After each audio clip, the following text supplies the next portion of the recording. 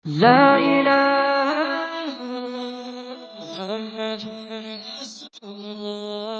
Assalamualaikum warahmatullahi wabarakatuh. Alhamdulillahi rabbil alamin, wassalatu wassalamu ala ashrafil anbiya'i wal mursalin wa ala alihi wa sahbihi ajma'in, amma ba'd, wa la hawla wa la quwata illa billahil aliyil azim. La haula lan oranana daya sumiki saking tinggal maksiat, wala quwata lan oranana daya kuat nglakoni ibadah illa billah angin kelawan pitulung Gusti Allah. A'udzu billahi minasy syaithanir rajim. Bismillahirrahmanirrahim. Alhamdu utawi sakabeh puji iku lillahi keagungane Allah Rabbil alamin kang ngarani wong saalam kabeh. Para hadirin yang dirahmati oleh Allah Subhanahu wa taala, alhamdulillah sampai hari ke-25 ini masih diberikan kesempatan untuk melangkahkan kaki ke Masjid Darul Ihsan ini semata-mata menjalankan perintah Allah Subhanahu wa taala. Ya ayyuhalladzina amanu kutiba alaikumussyam kama kutiba alal ladzina min qablikum la'allakum tattaqun. Wahai orang-orang yang beriman, diwajibkan atas kamu berpuasa sebagaimana diwajibkan atas orang-orang sebelum kamu agar kamu bertakwa. Maka pada malam yang penuh berkah ini, mari kita menjaga kehati-hatian, karena perlu diingat bahwa sesungguhnya kalau kita pelajari, kita teliti, kita gali, orang hidup adalah mati, orang mati pasti hidup setelah mati. Maka kehati-hatian itulah untuk kita pelajari. Maka kalau Allah tidak sayang terhadap hambanya, maka di dalam surat Al-Baqarah ayat 56, summa ba'asnakum mim ba'di mautikum la'allakum tashkurun, dijelaskan di dalam Al-Quran bahwa sesungguhnya orang mati hanya sesaat, kelak nanti dihidupkan kembali. Tapi kenapa pikiran kita jadi mati selamanya?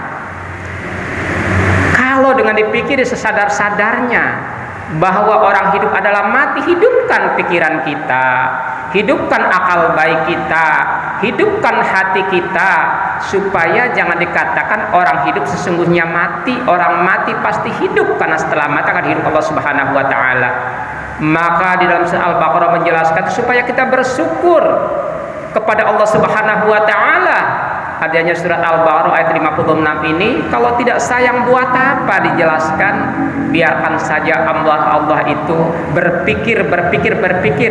Maka sangat indah yang menjalankan bulan puasa, menjalankan ibadah Ramadan, karena perlu diingat Al-Quran diturunkan adalah bulan Ramadan,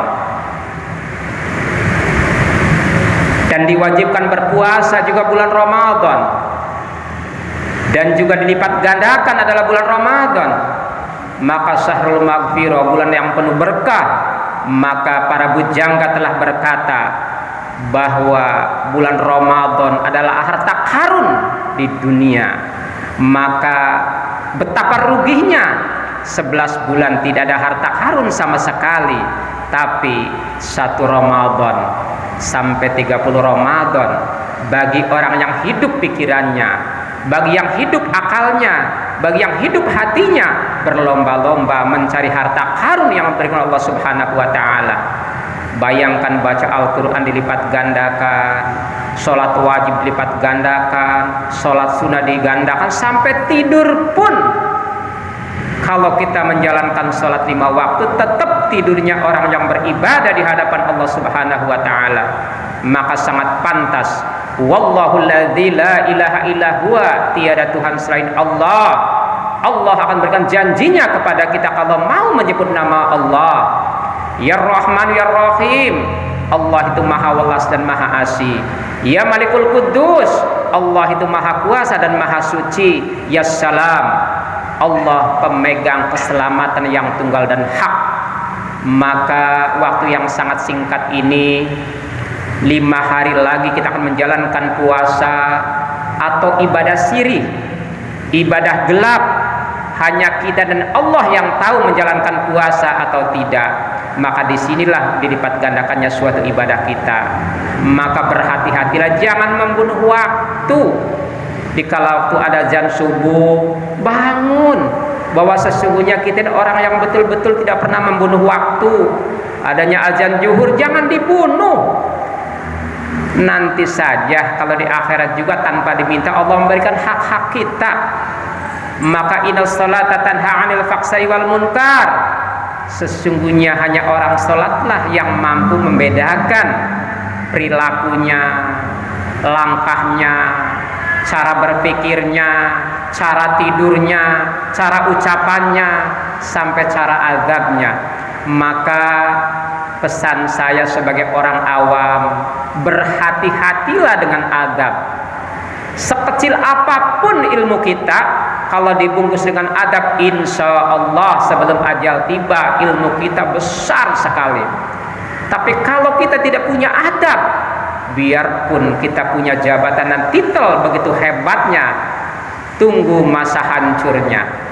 Karena adab itu, maka peribahasa berkata, orang benar pasti akan jadi orang pintar.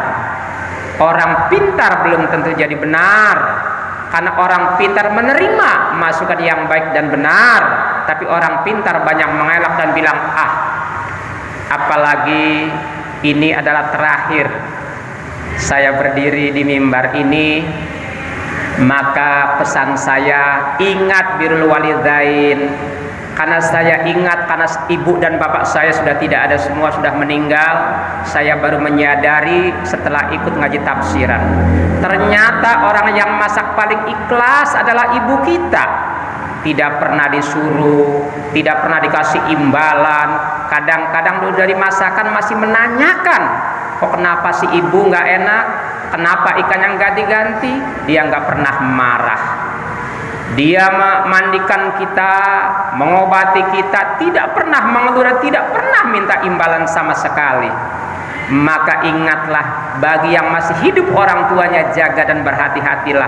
Jangan sampai senyumannya hilang, jangan sampai hatinya kaku dan hatinya merasa tersakiti. Betapa hinanya kita hidup di dunia ini, apalagi di akhirat.